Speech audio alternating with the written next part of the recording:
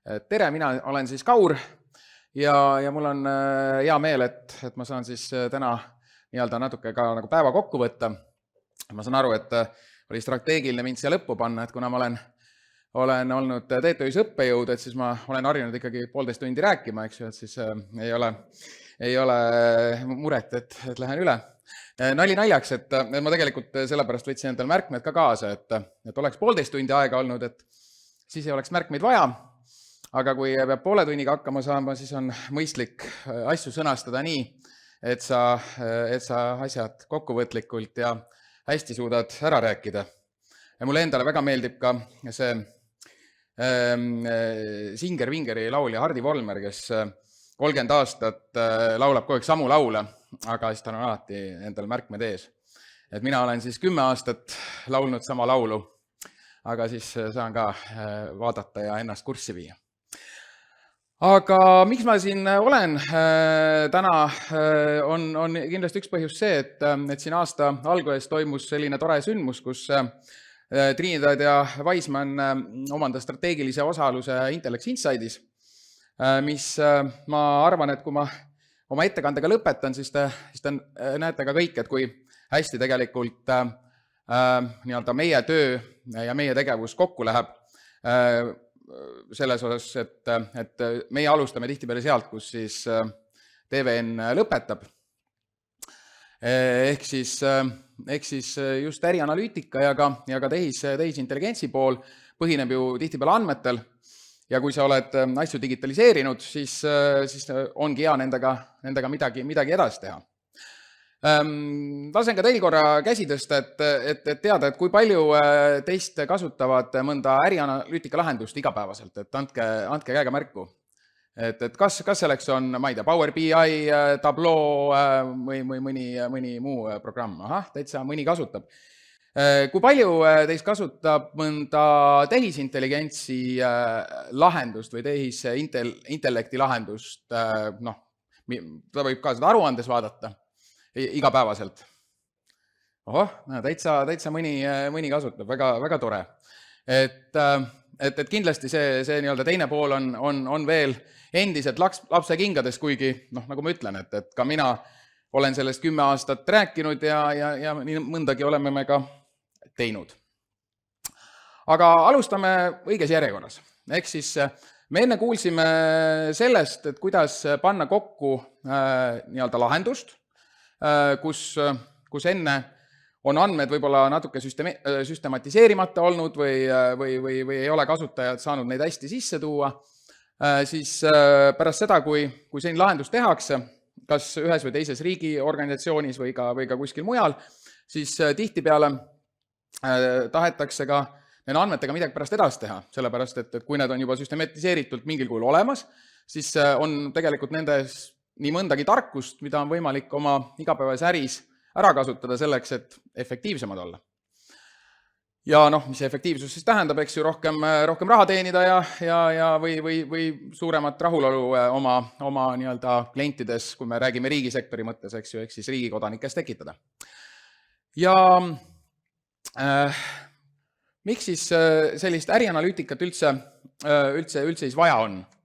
Et nagu näha, paljud teist kätt ka ei tõstnud, et tegelikult ju igas lahenduses, mis luuakse, tehakse ka teatud aruandlusmoodul, eks ju, et kus sa saad nagu teada, mida inimesed näiteks on sisestanud, nagu siin oli juttu sellest liikluskindlustus või jah, selle nii-öelda avariilahendusest, eks ju, paned info sisse, aga ja sa saad kindlasti selle pealt ka teha mingisuguseid aruandeid, eks ju, et sa siis näed, et need inimesed või et meil on Tallinnas palju õnnetusi olnud või näiteks selles piirkonnas on rohkem õnnetusi või nii edasi. Aga tihtipeale ei piisa sul ainult sellest ühest andmeallikast, vaid sa tahad, et seda infot, mis sul on, kombineeritakse mingisuguse teise infoga. Ja siin tulebki tegelikult ärianalüütika juurde, ehk siis, et kui sul on vaja juba tuua sellesse algsesse süsteemi, mis sa oled loonud ühe kindla funktsiooni täitmiseks, mingeid teisi andmeallikaid, mis tegelikult ei ole üldse selle süsteemi osa, siis sa pead tegelikult looma talle täiesti nii-öelda eraldi mooduli, mis osas sa võib-olla ei ole ka seda süsteemi arhitektuuri alguses välja mõelnud selliselt. Ehk siis, mis võib juhtuda, nagu siin mõnel pildil on näha, et seda lahendust enam ei kasutata sellel eesmärgil, miks ta on loodud, ja siis ta näeb väga pentsik välja pärast. Ma kasutasin meelega hästi palju pilte ka, mõtlesin, kui viimane see ettekanne on, et siis nagu pildid aitavad paremini sellist inspiratsiooni tekitada. Ehk siis, et siin on hea näide näiteks taskunoast, eks ju, mille funktsioon on see, et ta oleks nagu mugav väike asi taskus, mis on kogu aeg kaasas. Et kui sa nüüd seda taskunuga arendad edasi, eks ju, et kõik, mis iganes ajahetkel vajalikud funktsioonid sa sinna sisse tood, siis ta muutub mingisuguseks selliseks õudseks käkiks, mida sul on väga raske nii-öelda kaasas kanda ja tegelikult see nagu algne eesmärk, miks ta üldse oli, kaotab nagu oma mõtte. Ja tihtipeale on ka, ma väga tihti puutun just finantslahendustega kokku, et nendega on see oht, et kus algselt nii-öelda selliseks ERP-lahenduseks mõeldud süsteem, eks ju, kus on siis mingi finantsanalüütik, võib-olla natuke tootmist, muudetakse mingiks süsteemiks, kus väga paljud inimesed peaksid seda kasutama ja siis arhitektuur enam ei pea vastu, see muutub aeglaseks, ebamugavaks ja nii edasi. Ehk siis esimene see punkt, eks ju, et kiire vastus äriküsimusele, et sa ei saa sealt enam nagu kiiret vastust äriküsimusele. Ja siis tulebki vastu ärianalüütika lahendus, mis ongi mõeldud selleks, et neid erinevatest allikatest andmed sisse tuua ja teha nendega midagi nii-öelda, ütleme, viia see info erinevatele inimestele sellel kujul, nagu neil täpselt vaja on. Ehk siis sa ei pea leppima mingisuguse suure Exceli tabeliga, kust iga osakond otsib välja endale olulised numbrid, vaid tegelikult igal konkreetsel rollil on täpselt see aruanne, see info, mida tal vaja on, ja seda saabki saavutada sellega, et sul on dünaamiline lahendus, kus on andmemudel, aga sellest me räägime kohe edasi. Ehk siis selle slaidiga ma tahtsingi öelda, et iga lahendus on hea omal otstarbel, et kui on vaja palju asju transportida, kasutage veoautot ja kui tahate taskunuga, siis võtke väike ja sellest koerast ma ei hakka rääkima. Nii, aga kuidas siis seda organisatsiooni efektiivsust siis nagu kasvatada, et kui me oleme juba nüüd kokku leppinud, et see nii-öelda ärianalüütika tarkvara on mõistlik valik sellisel juhul, kui sul on andmeid vaja nii-öelda vaadata. Ehk siis nii-öelda minu soovitus, minu kogemuse mõttes ongi see, et kui me nagu alustame, see näitab seda ka või? Ei näita, ma tagasi. Et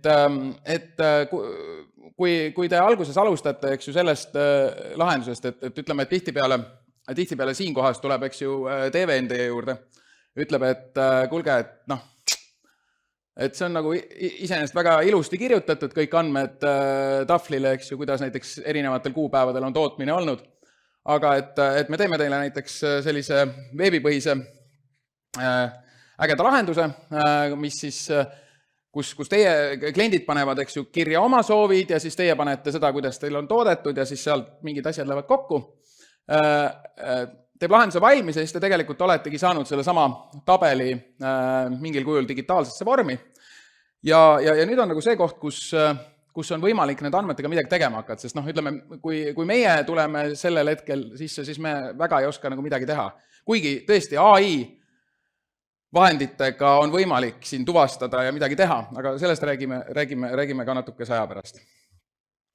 Ehk siis, et tegelikult oluline on, et liigutakse evolutsiooniliselt. Ehk siis, et alguses on sul vaja, et su selline äriprotsess automatiseeritakse, digiteeritakse, ehk siis, et sul andmed jõuavad kuskil ühtsesse kohta. Edasi on tähtis ka see, et enne kui sa hakkad mingisuguseid igapäevaid aruandeid kasutama ja sa tahad, et nii-öelda su ettevõte töötaks läbi nende aruannete, on vajalik siis selline organisatsiooni kultuuris tekiks selline muutus, et inimesed tõesti iga päev oma otsuseid teevad numbrite järgi. See saab tekkida ainult sellisel juhul, kui inimesed usaldavad seda, mis neile näidatakse. Ja siin tulebki mängu see ärianalüütika üks oluline aspekt, et tegelikult mitte küsimus ei ole ilusates graafikutes, vaid on nendes õigetes numbrites. Ja see on ka see üks põhjus, miks sa ei saa kunagi neid etappe enne vahelt ära jätta ja liikuda kohe ette tehisintelligentsi lahendustesse, sest kui inimene ei saa aru, kuidas see tehisintelligentsi lahendus neid numbrid genereerib, siis ta ei hakka neid, ükskõik kui geniaalne algoritm seal on, ta ei hakka iialgi seda aruannet seal kasutama. Ehk siis sa pead läbima organisatsiooniliselt alati selle taseme, et sa nii-öelda saad oma andmeid igapäevaselt kätte, siis sa kasutad neid, selle peale võib-olla tehakse mingisugust sihukest advanced analyticsi lahendust, ehk siis kus siis nii-öelda luuakse mitte tehisintelligentsi algoritm, vaid mingisugune algoritm, mis aitab sul andmeid natuke sügavamalt analüüsida. Ja siis alles siis, kui sa organisatsiooniliselt oled sinna jõudnud, siis sa võid liikuda tehisintelligentsi lahenduse juurde. Näitan teile ka ühte sellist arhitektuurilist pilti selleks, et aru saaks, et tegelikult see BI lahendus ei ole mingisugune must kast. Luban, see on viimane selline tehniline joonis, et ülejäänud on jälle lõbusad pildid. Aga põhimõtteliselt, kuidas näeb välja see BI lahendus või miks ta sihuke geniaalne on see, et sul on mingi hulk neid andmeallikaid siin taga, eks? Või siin ees tähendab, jah. Et need on praegu peamiselt sellised finantssüsteemid.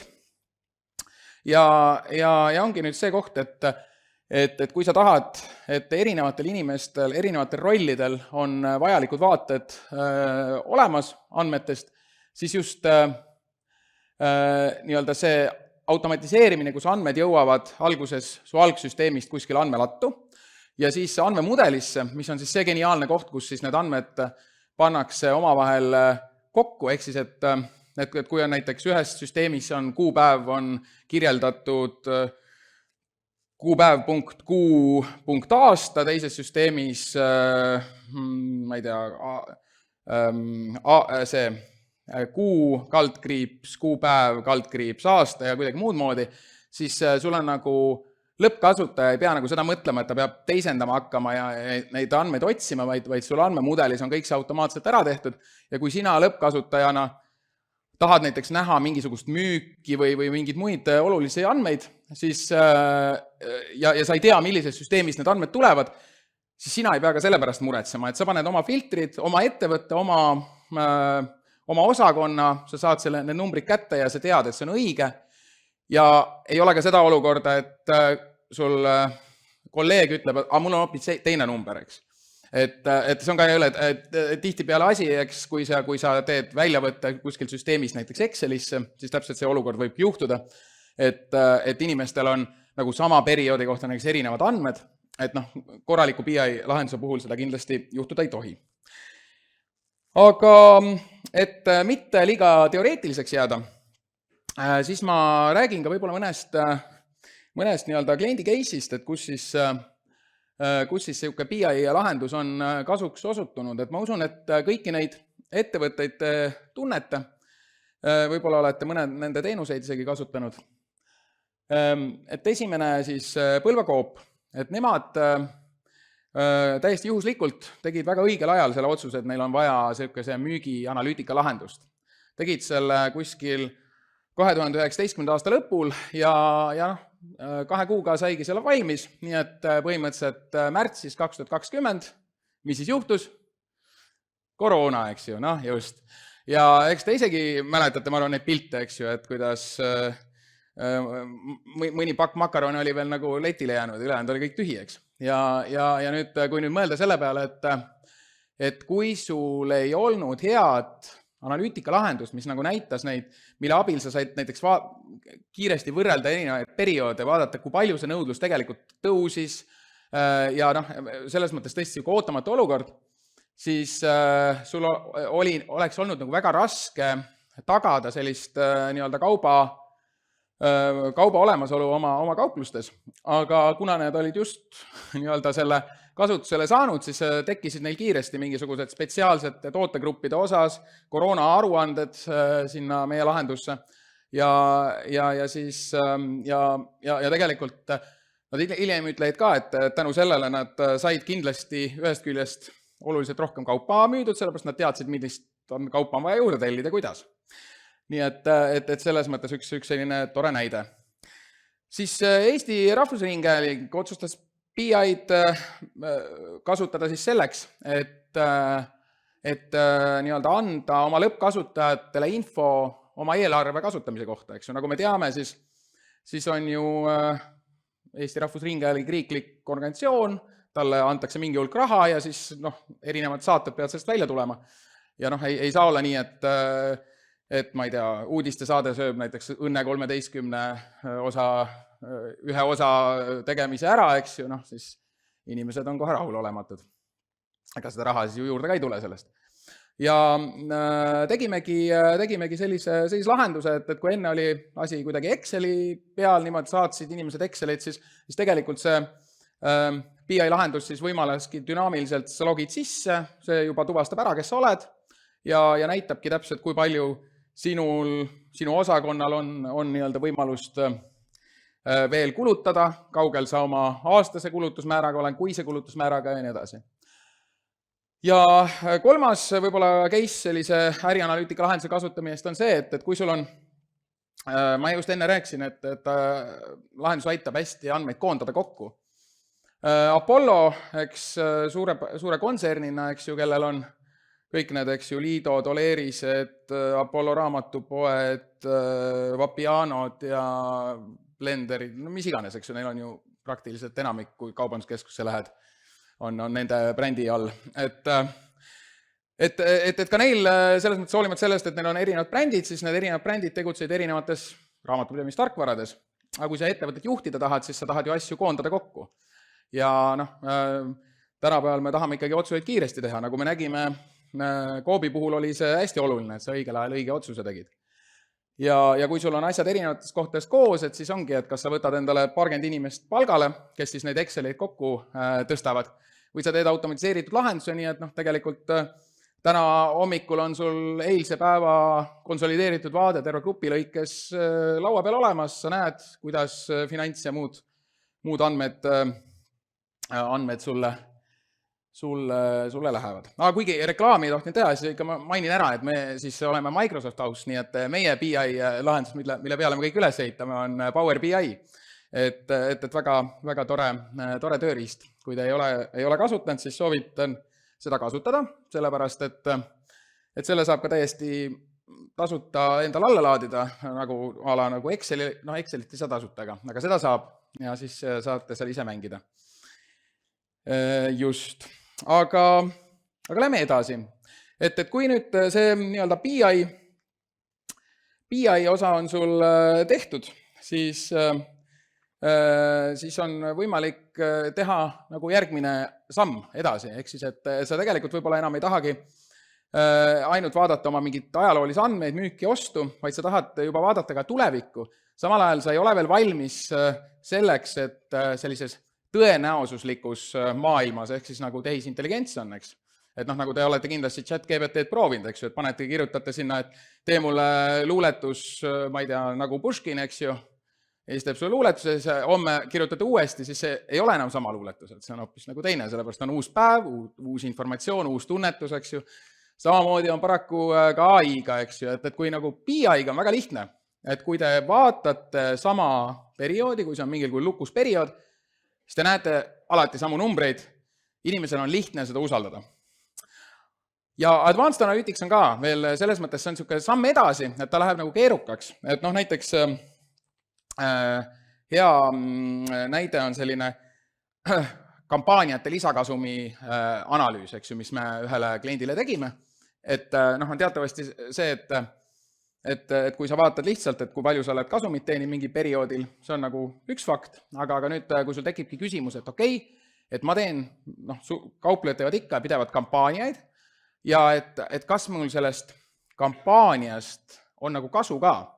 Ehk siis, et sa annad nagu andmemudelile ülesande, et ole hea, arvuta mulle välja, et kui ma oleks müünud samamoodi edasi nagu tavahinna või nii-öelda, et võta nagu ajaloolised andmed, et vaata, mis see nii-öelda tavahinnaga müük oleks olnud, nüüd ma tegin kampaania, ma langetasin hinda, müük tõusis, loogiline, et tõusis, aga kas ka kasum tõusis?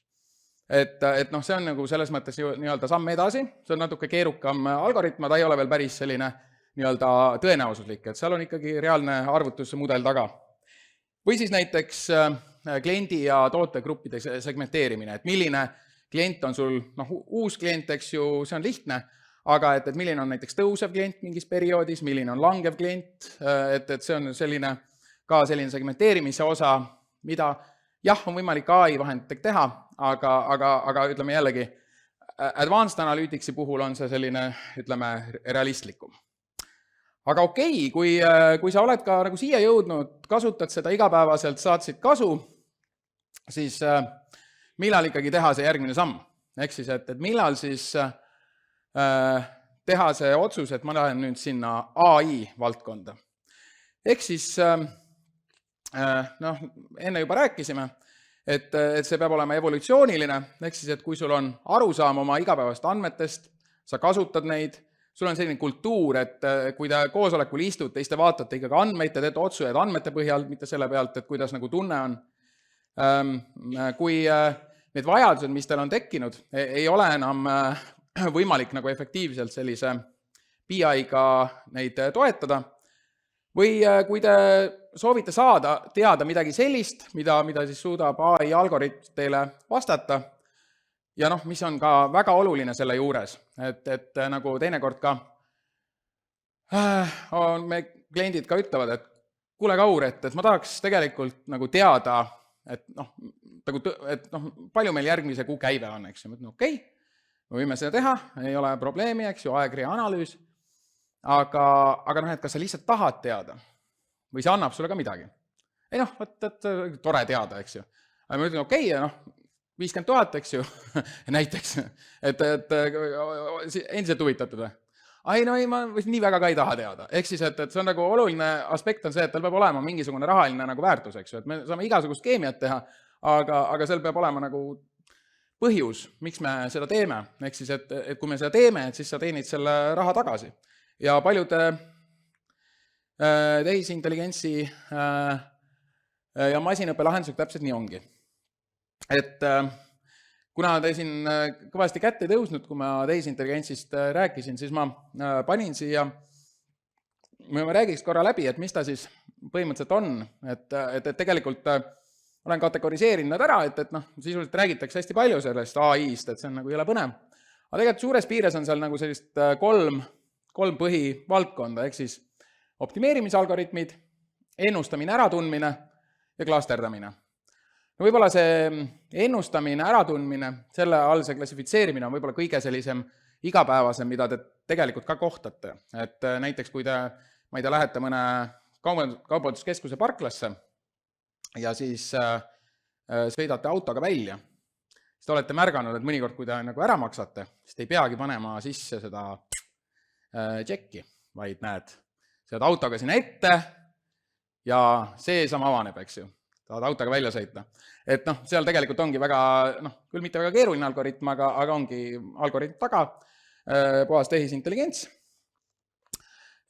Aga iseenesest, kui nüüd ülevalt alla rääkida, jällegi, et ma ei hakkaks siin heietama, siis optimeerimisalgoritm on siis, võib-olla hea näide on see, et ta on selline optimaalsema nagu plaani, mingite sulle on antud mingid piirangud ja siis nende piirangutega parima nagu plaani nii-öelda väljamõtlemine. Näiteks parim töögraafik nii inimestele kui ka masinatele. Mis on kõige efektiivsem töögraafik? Näiteks sa paned piirangud sisse, et sul on 100 töötajat, nad, ütleme näiteks, peavad poes tegema erinevaid vahetusi ja siis näiteks, ma ei tea, pood asub kuskil Tapal, ja sul on 5 inimest, kes elavad Tapal ja ülejäänud elavad kuskil, ma ei tea, kuskil 10-15 kilomeetri kaugusel, et palun arvesta seda, et sa näiteks ei paneks hommikustesse vahetustesse neid, kes elavad kaugemal, aga tee võimalikult nagu aus töögraafik. Noh, et see on üks ülesanne, mille sa saad siis anda. Või näiteks toodad midagi, sul on mingisugune suur riidetükk ja sul on vaja sellest riidetükist teha näiteks, ma ei tea, 3 ülikonda, eks. Niimoodi, et võimalikult vähe jääks nii-öelda seda praaki, et siis ta suudaks sul planeerida seda selliselt. Või ka näiteks lao optimaalsem paigutus, eks ju, et sisestad andmed, eks ju, et milliseid kaupu sul kõige rohkem läheb ja siis vähendad oma laoinimeste või robotite liikumist, et need kaubad, mida läheb kõige rohkem, need on nagu uksele lähemal, need, mida läheb vähem, need on kuskil kaugemal. Et see on selline klassikaline siis optimeerimisalgoritmi lahendus. Siis ennustamisest ma juba rääkisin. Ennustamise esimene, põhimõtteliselt ongi ennustamine on see, et kui sul on pilt, eks ju, et siis algoritm tunneb ära, kas on kass või koer. Et kui sa hakkaks seda nii-öelda sellisel klassikalisel BI meetodil sisestama, eks ju, et on näiteks, et koeral on saba, kassil on ka saba, no kui pikk on kassi, okei, koer, kass on veel halb näide, ütleme, võtame kassi ja jänes, et näed, et kassil on pikk saba ja kui on pikem kui näiteks, ma ei tea, 4 sentimeetrit, siis juba on kass. Kui on lühem, siis on jänes. No aga siis näiteks on mingi pilt, kus jänes on eest vaates, eks ju, saba pole näha, nii okei, nüüd see peab kõrvapikkust, eks okei. Kui on pikemad kõrvad, siis on jänes, eks ju. Kui on lühemad, siis jällegi, ma ei tea, jänes paneb kõrvad longu, no ei saa jälle aru, mis on, eks. Et seega sellist traditsioonilist tarkvara sellise mudeli kirjutamist ei saa kasutada, et seetõttu see AI mudelid võimaldavad selliseid asju lihtsamalt teha. Ja selles mõttes see klassifitseerimise osas ongi veel näiteks see, et millised on siis, näiteks, et kas pildil on vesimärk, võib olla üks selline küsimus, mida sa siis näiteks otsid, tahad pilte, mille vesimärk ei oleks näiteks veebist, eks siis sa teed sellise päringu. Või et näiteks sul on mingid küsimused, sul on suur organisatsioon, eks ju, nagu siin enne just räägiti, eks ju, kus 110 inimest peavad midagi menetlema, siis on näiteks teada, et mingid inimesed menetlevad mingeid avaldusi kiiremini, teised aeglasemalt, et siis sa nii-öelda lased ära klassifitseerida, millised küsimused millistele inimestele lahendamiseks saata.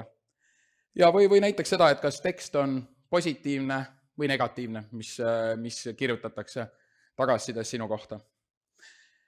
Regressioonanalüüs on siis nüüd juba selles mõttes natuke põnevam, et seal sa saad ennustada mingisuguseid arvulisi väärtusi, näiteks kas mingisugust toote hinda või näiteks mingisugune klientide arvu, näiteks lennuki kütusekulu arvutamine on regressioonanalüüs, siis näiteks see, millal tellimus kohale jõuab, eks ju, olete kindlasti Boltist tellinud. Teate, näed, et ütleb üsna täpselt, eks, millal jõuab kohale. See on regressioonanalüüs. Aegridade analüüs on tegelikult regressioonanalüüsis nagu erijuht, et seal sa pead võtma seda aja nagu see, et sul on mingitel perioodidel mingid sesoonsus ja midagi sellist, eks. Et näiteks, et mis on mingi konkreetse tootegrupi järgmise poolaasta käive ja nii edasi. Et jällegi see ongi täpselt see koht, et nagu ma ütlen, et seda kõike saab nagu teha, küsimus on see, et mis on su selline nii-öelda rahaline väärtus selle jaoks, et seda teada saada. Ja viimane on siis klasterdamine, see on siis näiteks mingi anomaaliate tuvastus, ehk siis, et mis on näiteks teistmoodi, ütleme on mingi seade tootmises, mis töötab, läheb katki, ja sul on näiteks soov, et sa saaks nagu varem teada, millal ta katki läheb. Et siis sa teedki sinna sellise klasterduslahenduse, kus sa siis palud tal ära määrata, leida mingid anomaaliad selle poole pealt. Tihtipeale ka võimalik, et sa pead ka regressiooni kasutama, ehk siis sa tihtipeale kombineerid neid, aga siis ta suudab sulle näiteks mingisuguse liini kiiruse aeglasemaks jäämise tõttu või mingi temperatuuri tõusu tõttu öelda, et üsna suure tõenäosusega järgmise 6 tunni pärast läheb sul see seade katki. Et nüüd sa nagu tead, et mis sa teed, et kas sa hakkad teda kohe hooldama või sa lõpetad mingid tellimused kiiresti ära, et see on siis nagu, kui see annab sulle äriliselt mingi efekti, siis on põhjus seda analüüsi teha. Vot, ja siis räägiks ka paarist sihukest reaalsest case'ist ka, et näiteks Rimi puhul siis terve siis Baltikum, kuna AI puhul on hästi oluline, et sul on palju andmeid, siis Baltikumi Rimis oligi see teema, et tegelikult neile tuleb hästi palju iga päev mingisugust tagasisidet inimestelt, eks. Ja kes neid jõuab kõike lugeda, eks. Et ma ei tea, kala oli halb või ma ei tea, müüja oli ebaviisakas. Et seetõttu, kui neid tuleb palju, siis see on nagu probleem, mida on võimalik siis lahendada juba AI-ga. Ehk siis otsustadagi, et milline nii-öelda see tagasiside on nagu vajalik ja milline ei ole. Või mitte vajalik, aga ikka tead, mõni inimene võib-olla kirjutabki palju tagasisidet, aga mis see, et leida see anomaalne asi, milleks sa pead tõesti nagu tähelepanu juhtima. Näiteks seda, et ühes konkreetses Rimis võib-olla pidevalt räägitakse, et ma ei tea, kala pole värske või kala on halb, siis sinna tuleb tõenäoliselt uurima minna, aga see, kui üks inimene seda kirjutab, see võib-olla ei anna nagu seda tagasisidet või seda nagu efekti. Ja siin me kasutasimegi sellist nii-öelda lahendust, kus oli keelevektorid, millega siis nagu Eesti, Läti, Leedu keel nii-öelda tehti üheks selliseks nii-öelda digikeeleks, ütleme nii, ja siis oli võimalik seda koos analüüsida, sellepärast, et ühe riigi andmed ei oleks võimaldanud nagu AI algoritmi välja arendada. Ja siis selle alusel siis sai siis, ma arvan, väga hea lahendus, mida nad igapäevaselt kasutavad. Ja Kaubamaja puhul sai kunagi tehtud siis regressioonanalüüsi sellest, et anda nagu turundusele infot, et milliseid toote, et teha suunatud turundust, et milliseid tootegruppe mingi konkreetne siis kliendigrupp võiks veel tahta peale selle, mida ta niikuinii ostab. Ehk siis, et ma ei tea, et kui sa see on naiste brändidest oli hästi lootusetu aru saada, sellepärast, et seal oli nagu tõeline see, et sa, see loogika oli hästi keeruline. Meestel oli väga lihtne näiteks üks asi, mis meeles on. Et oli see, et kui sa ostad Hugo Bossi ülikondi, siis on päris suur tõenäosus, et kui sulle reklaamida Lloydi Kingi, siis sa lähed ostad neid ka. Nii et selles mõttes hea lihtne. Et selle peale muidugi võikski, ma arvan, selline, kes öelda, et seda ma tean isegi, eks. Aga ongi, et see tuli see regressiooniga välja, aga tõesti näiteks see, et kui sa, ma ei tea, Deslinguali ostad, et siis sulle võiks nagu pakkuda huvi näiteks mingisugune, ma ei tea neid brände, okei, mingi teine bränd, eks ju, et siis selle peale võib-olla ei tulekski. Vot, aga selline tore asi on siis see, kus siis saab edasi minna, ehk siis, et kuna siin enamik teist on ju TVN-i kliendid, siis siin ongi täpselt sky is the limit, eks ju, et kui andmed on olemas, siis lähme teeme midagi ägedat. Nii, aga aeg on otsas ja aitäh, kas keegi tahab veel midagi küsida ka enne, kui saab toolilt üles tõusta?